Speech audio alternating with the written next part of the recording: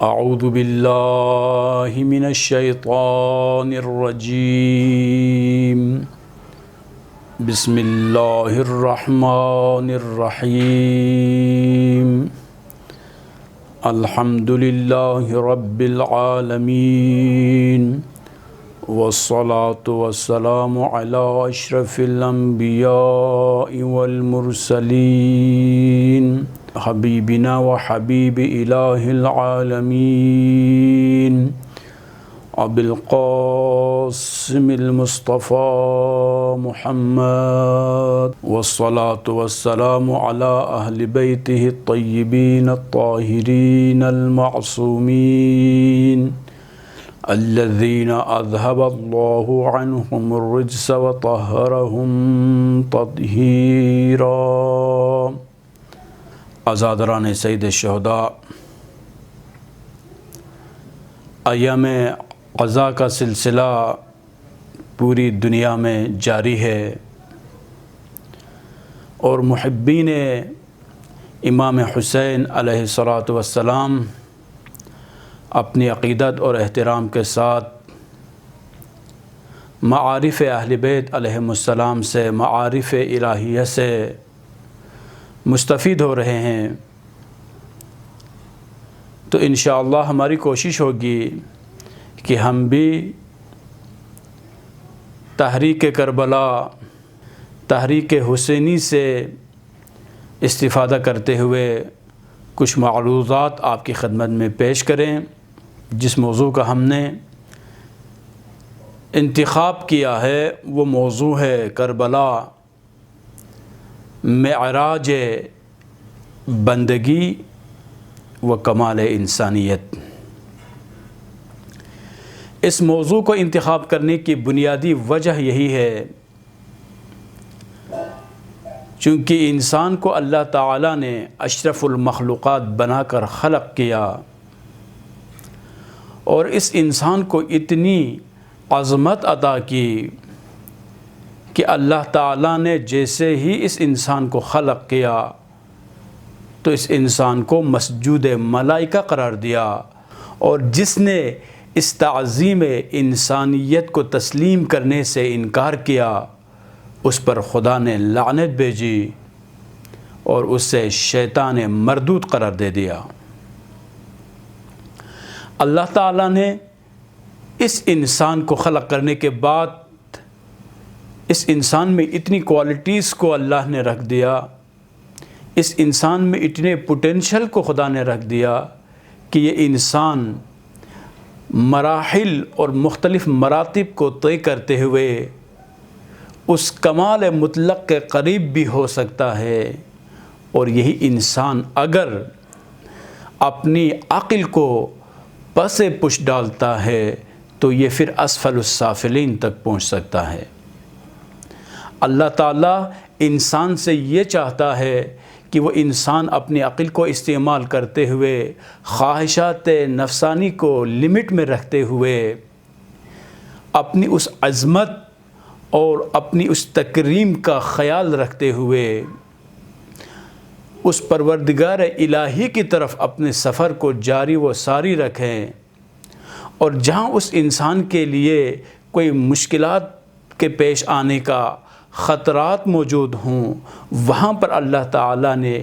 اس انسان کی ہدایت اور اس کی رہنمائی کے لیے ایک انر میسنجر جس کو ہم عقل کہتے ہیں، اور ایک انبیاء کرام علیہم السلام اور اسی طرح سے ائمہ علیہم السلام کو انسان کی ہدایت اور انسان کے رہبری کے لیے مقرر کیا، تاکہ یہ انسان اپنی منزل کی طرف بڑھتے ہوئے اگر کہیں پر کوئی مسئلہ فیس کرتا ہے، کہیں پر کسی چیلنجز کو اگر یہ انسان فیس کرتا ہے اور اس کے پاس ان چیلنجز سے نبرد آزما ہونے کے لیے، ان مشکلات کو اوورکم کرنے کے لیے اگر اس کے پاس کوئی راہ حل موجود نہ ہو تو یہ جو ڈیوائن پرسنالٹیز ہے یہ اس انسان کی ہدایت کرے گی اور اس انسان کو منزل مقصود تک پہنچائے گی۔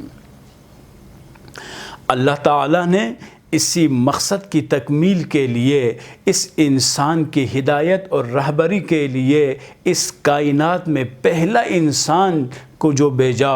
وہ اپنا نبی اور الہی نمائندہ بنا کے بھیجا تاکہ یہ انسان یہ کہہ نہ سکے مجھے خلق تو کیا تھا لیکن میری رہنمائی کرنے کے لیے، مجھے منزل مقصود طرف لے جانے کے لیے کوئی رہبر مقرر نہیں کیا تھا، کوئی لیڈر مجھے نہیں ملا، اس وجہ سے میں گمراہ ہوا۔ اور یہ اللہ تعالیٰ کے نمائندے ہر دور میں، ہر زمانے میں اپنے فریضے کو ادا کرتے رہے۔ منزل مقصود کی طرف جانے والی جو راہ ہے، اس راہ میں انسانوں کی طرف سے جب بھی مسائل کریٹ ہوئے، انبیاء کرام علیہم السلام اور دیگر نمائندگان الہی نے ان مشکلات کو ختم کرنے کی کوشش کی اور اتنی انہوں نے قربانیاں دی۔ اگر تاریخ پڑھنا کوئی اگر چاہتا ہے تو اس تاریخ میں اس کو ایسی ہزاروں مثالیں مل سکتی ہے کہ جن مثالوں کے ذریعے وہ ان معارف کو سمجھ سکتے ہیں کہ انسان کی آزادی کی کس قدر اہمیت ہے،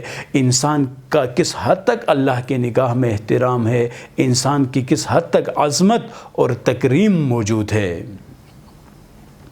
اللہ تعالیٰ نے اس انسان کو خلق کرنے کے بعد اس انسان کو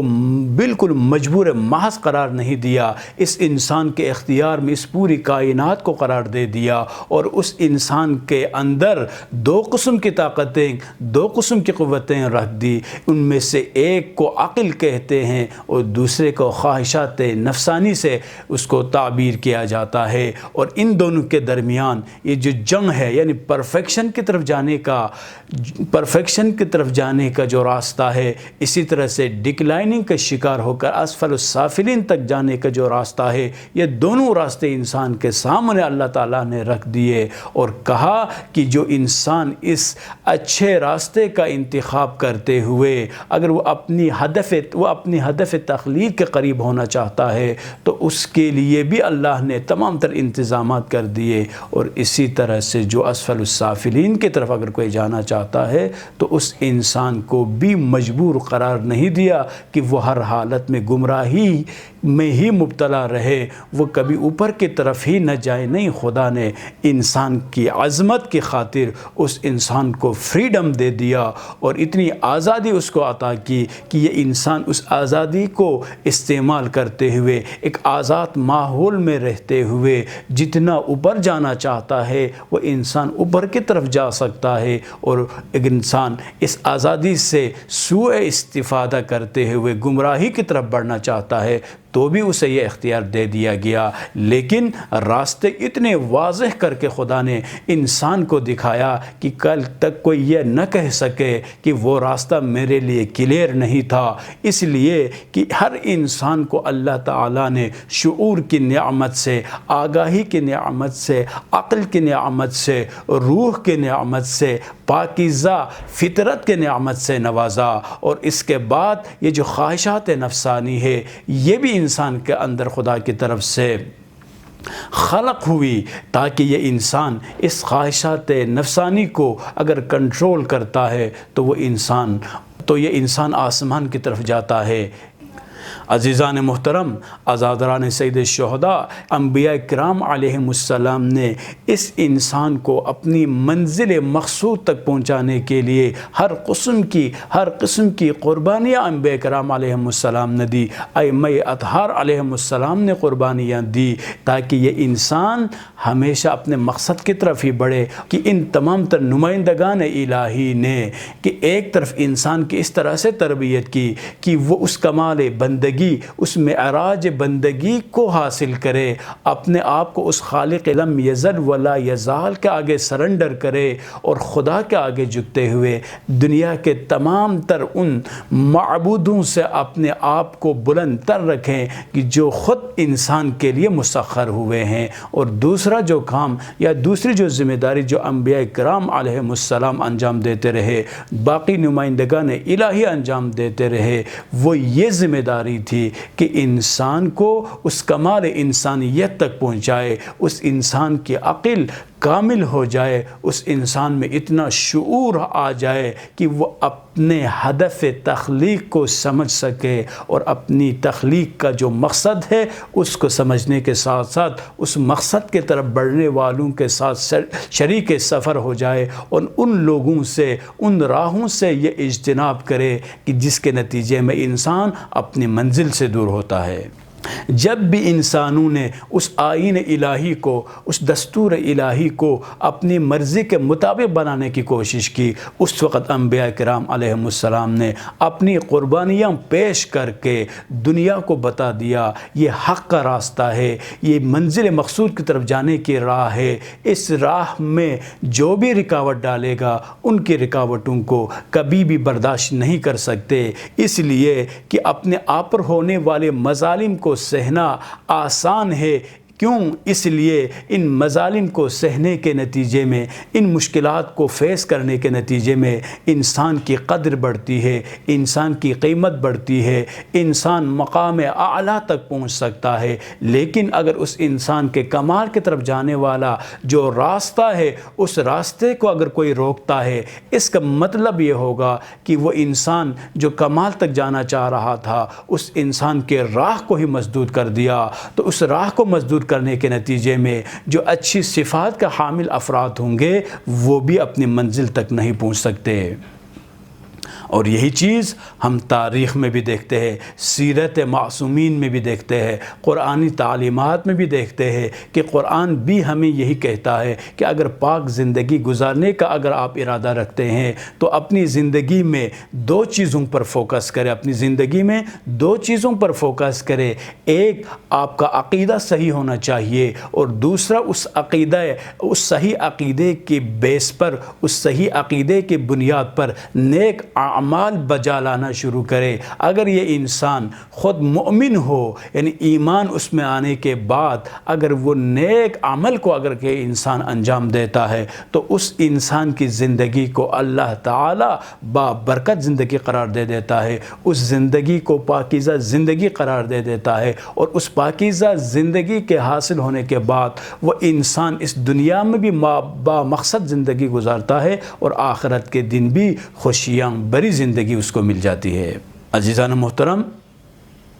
اسی مقصد کے پیش نظر امام حسین علیہ السلام نے جب دیکھا کہ اب اسلام خطرے میں ہے، اب انسانیت خطرے میں ہے، اب وہ دین جو تمام ادیان میں سے سب سے بہترین دین تھا، اب اس دین کا چہرے کو ہی تبدیل کرنا چاہ رہا ہے، اب اسی دین کے نام پر بدعتوں کو وہ ایجاد کرنا چاہ رہا ہے، اب اس دین جو کہ انسان کی ہدایت کے لایا ہوا تھا اسی دین کو استعمال کرتے ہوئے لوگوں کو گمراہی کی طرف لے کے جایا جا رہا ہے، تو اس وقت حسین ابن علی نے